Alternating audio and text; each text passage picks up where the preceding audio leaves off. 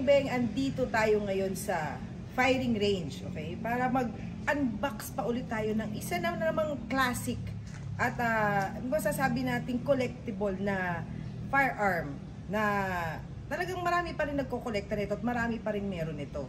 Ito na, ang Colt King Cobra, pero ang dala natin yung 3 inches barrel. So, ayan. So, ito na yung unit natin. So, ang kasama nitong unit, doon sa kanyang gun case, pag bumili kayo, meron na siya kasama lock doon sa barrel. Tapos, meron siyang sample na oil na recommended and used by Colt daw. Ito. Tapos, syempre, yung manual, andito rin siya. So, ito yung ating unit na Colt King Cobra na 3 inches barrel. Yan. Available din to sa 4 inches na barrel, pero yung dala natin ngayon, ito yung 3 inches. So, caliber 357 po ito diba? Parang medyo kinabahan ako bigla 357 po ito. Tapos, ang grip niya, hog grip na siya. Yung rubberized siya. So, hindi siya madulas hawakan. Talaga pag ito kasi, actually gamit ko rin to doon sa 45 ko dati.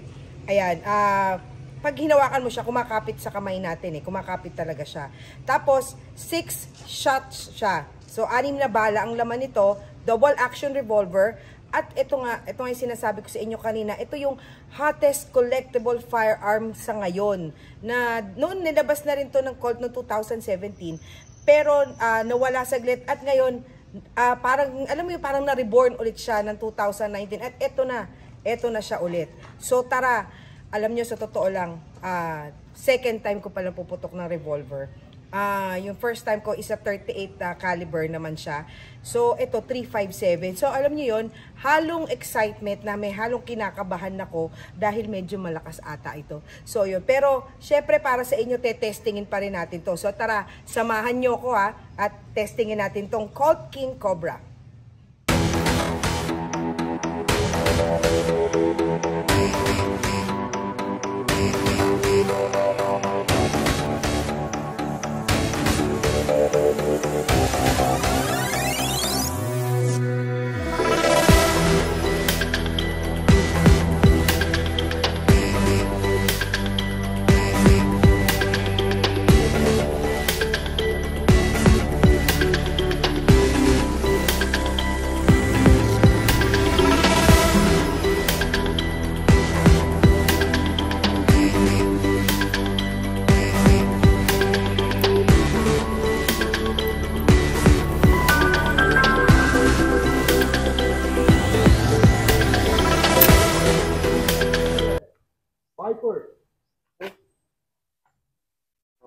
Test fire. Firing. Ooh.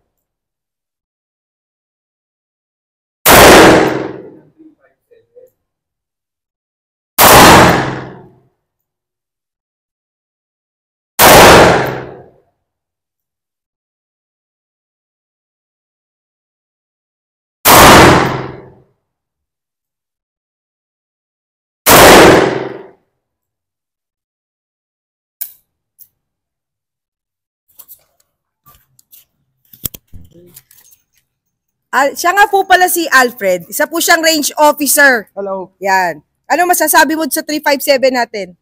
Napakaganda ng kick. Tolerable ang kick niya. Oo. Actually, pinauna ko po siyang bumaril. Sa totoo, hinakabahan ako dito sa 357 na to. Pero ayan, ano masasabi mo, maganda ba? Kaya. Kaya ng babae ito. Oo, kaya daw. Sige, subukan na natin.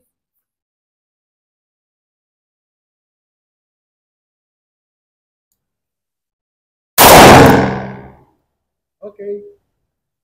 Unload, show clear. Ang lakas! Ang lakas! Pero kakaibang experience to kasi ngayon lang ako pumutok ng 357. Pero ang ganda siya. Alam niyo yung grip niya, hindi na bago yung grip ko dito. Talaga nakakapit yung kamay ko. Maganda yung grip nito. Maganda yung hog grip nito. Hi mga kabegbeg. Alam niyo kakaibang experience yung Colt na 357. As in, wala lang. Masarap. Ang malakas lang talaga. Pero masarap naman siya ito. Pero kakaiba yung feeling talaga. Ganda. Sa likod kita kayo.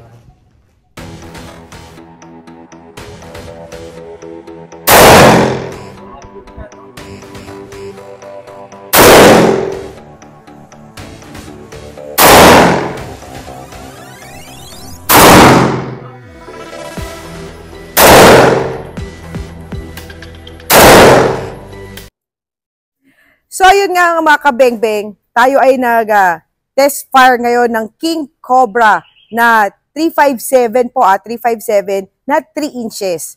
So, yun. Ito yung tinest fire natin kanina. Actually, nakita nyo, tinest fire ko siya, pero isang beses lang kasi first time ko talagang pumutok ng 357. So, andun yung nag-iisip ka na alam mo malakas kasi siya, alam mo yung ganun. Pero alam nyo, nakakatuwa dito, nung pinuputok siya, kasi 'di ba, usually pag malakas yung pag yung galaw ng barrel or yung recoil, minsan may mga shooter or may mga pumuputok na halos mabitawan yung yung grip niya. Ito hindi. Alam niyo, 'di ba? Pagkatapos ko pumutok, talagang kung paano ko siya hinawakan noong una, ganun pa rin siya. So napakaganda ng grip nitong Colt na natin na revolver. Tapos ayun, pinatry ko rin siya doon sa mga kasama natin dito sa firing range.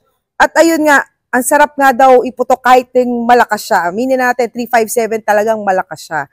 So, maganda to, alam nyo, pang bahay, pang carry, kumbaga, and kung nangongolekta kayo ng mga barrel or ng mga unit, iba't ibang klaseng firearms, napakagandang i-collect nito. At yun nga, sasabi ko, iba talaga ang Colt. So, paano mga kabengbeng? Maraming salamat po sa nanood ng video natin ngayon. At kung hindi pa po kayo naka-like and follow sa ating Facebook page, please like and follow Kabengbeng Abi Facebook page at Espineli Trading Facebook page. At mga kabengbeng, meron din ako YouTube channel Kabengbeng Abi.